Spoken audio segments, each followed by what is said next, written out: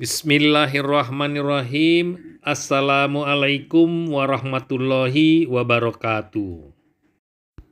Kita bersyukur kepada Allah Subhanahu wa Ta'ala atas nikmat yang diberikan kepada kita selama ini. Salam dan salawat kita berikan kepada Nabi besar Muhammad Sallallahu Alaihi Wasallam, Nabi terakhir sampai akhir zaman. Sahabat yang budiman, kita masih membicarakan bank syariah.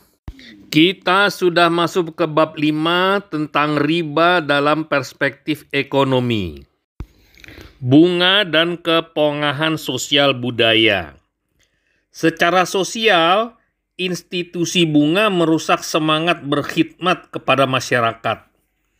Orang akan enggan berbuat apapun kecuali yang memberi keuntungan bagi diri sendiri. Keperluan seseorang dianggap peluang bagi orang lain untuk meraup keuntungan. Kepentingan orang-orang kaya dianggap bertentangan dengan kepentingan orang-orang miskin. Masyarakat demikian tidak akan mencapai solidaritas dan kepentingan bersama untuk menggapai keberhasilan dan kesejahteraan. Cepat atau lambat, masyarakat demikian akan mengalami perpecahan. Dalam kancah hubungan internasional, bunga telah meretakkan solidaritas antar bangsa. Pada masa Perang Dunia Kedua, Inggris meminta para sekutu perangnya yang lebih kaya untuk membantu keuangannya tanpa bunga. Amerika Serikat menolak memberi pinjaman tanpa tambahan bunga. Dan karenanya Inggris terpaksa menyetujui persyaratan perjanjian pinjaman yang dikenal sebagai Bretton Woods Agreement. Desakan kebutuhan peperangan membuat Inggris terpaksa menyetujui persyaratan kontrak pinjaman tersebut. Meskipun demikian, Inggris memendam perasaan marah dan sedih yang sangat mendalam. Hal tersebut tercermin dari tulisan-tulisan John Maynard Keynes, Churchill, dan Dr. Dalton. Churchill menyebut perjanjian itu sebuah perlakuan dagang, dan Dr. Dalton menyatakan dalam sidang parlemen, kita telah memohon pinjaman tanpa bunga, tetapi kita diberi jawaban bahwa pinjaman itu bukan politik praktis. Bunga dan kezoliman ekonomi. Ada berbagai jenis pinjaman sesuai dengan sifat pinjaman dan keperluan si peminjam. Bunga dibayarkan untuk berbagai jenis utang tersebut. Pinjaman kaum duafa. Sebagian besar kaum duafa mengambil pinjaman untuk memenuhi kebutuhan sehari-hari. Sebagian pendapatan mereka pun diambil alih oleh para pemilik modal dalam bentuk bunga. Jutaan manusia di negara-negara berkembang menggunakan seluruh hidupnya untuk membayar utang yang diwariskan kepada mereka. Upah dan gaji mereka umumnya sangat rendah. Pemotongan untuk membayar bunga membuat upah mereka yang tersisa menjadi sangat sedikit dan memaksa mereka hidup di bawah standar normal. Pembayaran angsuran bunga yang berat secara terus-menerus terbukti telah merendahkan standar kehidupan masyarakat serta menghancurkan pendidikan anak-anak mereka. Di samping itu, kecemasan terus-menerus peminjam juga mempengaruhi efisiensi kerja mereka. Hal tersebut bukan hanya mempengaruhi kehidupan pribadi dan keluarga peminjam, namun juga memperlemah perekonomian negara. Pembayaran bunga juga menurunkan daya beli di kalangan mereka. Akibatnya, industri yang memenuhi produk untuk golongan miskin dan menengah akan mengalami penurunan permintaan. Bila keadaan tersebut terus berlanjut, secara berangsur-angsur tapi pasti, sektor industri pun akan merosot. Monopoli sumber dana.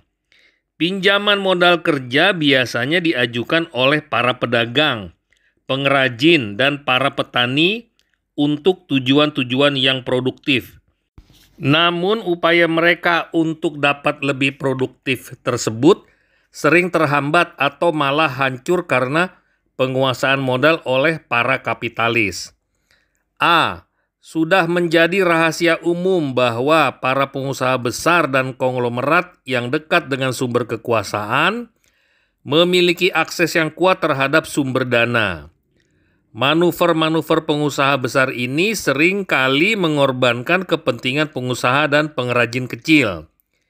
Di samping tingkat suku bunga yang lebih besar untuk pengusaha kecil, tidak jarang konglomerat juga mengambil jatah dan alokasi kredit si kecil.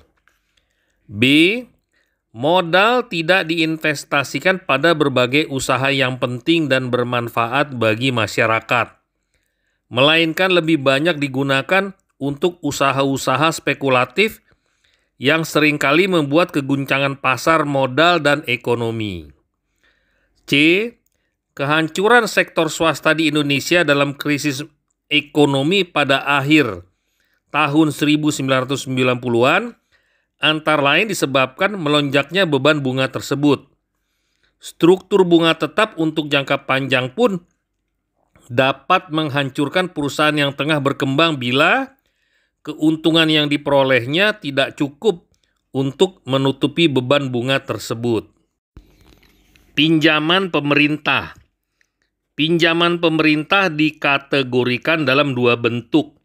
Pertama, pinjaman yang diperoleh dari dalam negeri. Kedua, pinjaman yang diperoleh dari kalangan asing atau luar negeri. A. Pinjaman dalam negeri banyak digunakan untuk hal yang mendesak dan konsumtif. Di antaranya adalah untuk mengatasi kelaparan dan bencana alam. Pinjaman demikian mempunyai kedudukan yang kurang lebih sama dengan pinjaman perorangan untuk memenuhi kebutuhan pribadi. Meminjamkan uang untuk kepentingan demikian dengan memungut bunga lebih tidak bermoral ketimbang memberi pinjaman pada perorangan. Dengan memberikan pinjaman ini, berarti pemilik modal memungut bunga kepada pemerintah. Padahal pemerintah yang disokong masyarakat luas itu telah memberi perlindungan dan banyak kesempatan kepadanya untuk menikmati kedudukannya. Dalam hal ini, modal tidak digunakan untuk usaha-usaha yang dapat mendatangkan keuntungan, melainkan untuk memenuhi kebutuhan masyarakat. Dengan demikian, sebenarnya modal hanya berguna bagi para kapitalis sendiri. Dasar untuk menarik bunga semacam ini jelas tidak dapat dianggap adil. Lebih tidak dapat diterima lagi bila pinjaman tersebut diperlukan bagi negara untuk menghadapi ancaman perang. Pada situasi demikian, seluruh kehidupan bangsa dan hak milik yang ada di negara tersebut tengah terancam. Ketika seluruh masyarakat mengorbankan harta dan hidupnya untuk mempertahankan keberadaan bangsa, kalangan kapitalis malah mencari untung dari situasi tersebut dengan memungut uang berupa bunga pinjaman biaya perang. Ketika masyarakat mempertaruhkan seluruh yang mereka miliki untuk melindungi kehormatan dan keberadaan bangsa dan negara, mereka tidak bersedia membantu walaupun hanya dengan menyisihkan uang pungutan bunga. Ini sama sekali jauh dari rasa adil dan bijaksana. Para ahli yang membenarkan pungutan bunga terhadap pinjaman dalam negeri tak dapat menjelaskan masalah tersebut. Pinjaman pemerintah dari luar negeri mempunyai implikasi serupa dengan pinjaman perorangan maupun pinjaman nasional. Baik pinjaman tersebut digunakan untuk usaha-usaha yang produktif maupun untuk usaha tidak produktif. Selain akibat ekonomis dan sosial tersebut, pinjaman luar negeri juga mempunyai implikasi bagi kedaulatan suatu negara. Dalam upaya pemulihan ekonomi suatu bangsa yang tengah mengalami krisis, acap kali bangsa tersebut tak dapat membebaskan diri dari arahan badan-badan internasional yang sebenarnya merupakan kepanjangan tangan dari kepentingan negara-negara pemberi pinjaman. Padahal kepentingan tersebut belum tentu sesuai dan malah mungkin bertolak belakang dengan kepentingan bangsa itu. Beberapa negara bahkan mengalami kehancuran ekonomi karena beban utang luar negerinya yang terlampau besar. Beban bunga, baik produktif maupun yang tidak produktif, akan ditanggung oleh masyarakat pembayar pajak, baik melalui pembayaran pajak langsung maupun tidak langsung. Terdapat banyak negara miskin yang tidak mampu memenuhi kebutuhan pokok hidupnya, tetapi harus membayar beban bunga kepada negara-negara industri pemberi pinjaman. Peringatan dari Imam Ar-Razi. Imam Ar-Razi telah menjelaskan mengapa Islam melarang sistem bunga. Beberapa alasan dikemukakannya untuk mendukung larangan terhadap bunga. Beberapa di antara alasannya terangkum di bawah ini. 1. Merampas kekayaan orang lain. Transaksi yang melibatkan bunga sama halnya dengan merampas harta orang lain. Dalam transaksi ini, Rp1 ditukar dengan Rp2, baik secara kredit maupun dengan tunai. Dalam bentuk serupa, 1 wasek teko Arab atau takaran tepung ditukar dengan 1,5 wasek. Salah satu pihak menerima kelebihan atau rupiah atau tepung tanpa mengeluarkan apa-apa.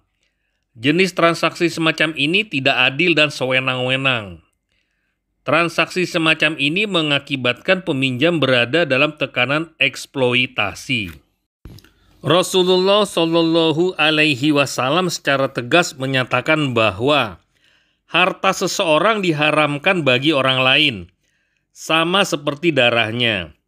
Oleh karena itulah, mengambil harta orang lain dilarang. Ada yang menampik argumentasi tersebut dengan menyatakan bahwa kelebihan itu merupakan ganti atas pemakaian beberapa rupiah untuk jangka waktu tertentu. Alasannya, seandainya kreditor menyimpan sendiri modalnya tanpa memberikan kepada peminjam, ia dapat menginvestasikan sendiri modalnya untuk suatu usaha yang dapat memberikan keuntungan. Jika ia meminjamkan modalnya kepada peminjam, kreditor tak akan memperoleh keuntungan dari modal tersebut. Karenanya, wajar bila peminjam membayar sedikit kelebihan rupiah sebagai imbalan penggunaan pinjamannya itu. Imam Ar-Razi menentang alasan tersebut. Ia menekankan bahwa keuntungan yang diharapkan dapat diperoleh oleh kreditor tidak masuk akal. Bisa saja kreditor tidak meminjamkan modalnya kepada peminjam, tetapi menginvestasikannya pada usaha-usaha yang dapat mendatangkan keuntungan. Akan tetapi kenyataannya, ia tidak menginvestasikan sendiri modalnya tersebut, melainkan meminjamkannya dengan menuntut pembayaran lebih. Dengan demikian, sebenarnya keuntungan yang diperoleh kreditor hanya berupa pengharapan dan belum terwujud. Adapun kelebihan rupiah dalam bentuk bunga dari peminjam adalah nyata dan pasti. Kedua, merusak moralitas. Hati nurani merupakan cerminan jiwa yang paling murni dan utuh. Ketulusan seseorang akan runtuh bila egoisme, pembungaan uang sudah merasuk di dalamnya. Dia akan tega untuk merampas apa saja yang dimiliki si peminjam untuk mengembalikan bayaran bunga yang mungkin sudah berlipat-lipat dari pokok pinjaman. Dia mengambil bukan hanya dari peminjam yang lalai saja, tetapi juga dari si miskin yang benar-benar sedang jatuh usahanya. Satu keadaan yang harus mendapat pertimbangan khusus dalam pandangan Islam. Dan jika orang-orang berutang itu dalam kesukaran, berilah tangguh sampai dia berkelapangan. Quran Surat Al-Baqarah ayat 280. Ketiga, melahirkan benih kebencian dan permusuhan. Bila egoisme dan perampasan harta si peminjam dalam keadaan apapun sudah dihalalkan, tidak mustahil akan timbul benih kebencian dan permusuhan antara si kaya dan si miskin. Hal ini karena si kaya tidak mungkin akan membantu si miskin kecuali dengan harga yang mahal. Keempat, yang kaya semakin kaya, yang miskin semakin miskin. Peringatan Imam Ar-Razi ini dapat kita pahami dengan sangat mudah, terutama pada saat resesi ekonomi dan tight money policy atau kebijakan uang ketat. Dalam keadaan ini, si kaya akan memperoleh suku bunga yang sangat tinggi. Sementara itu, karena biaya modal menjadi sangat mahal, si miskin tidak mampu meminjam dan tidak bisa berusaha. Akibatnya dia akan semakin jauh tertinggal di belakang si kaya. Demikian sahabat, kita lanjutkan nanti ke video lainnya.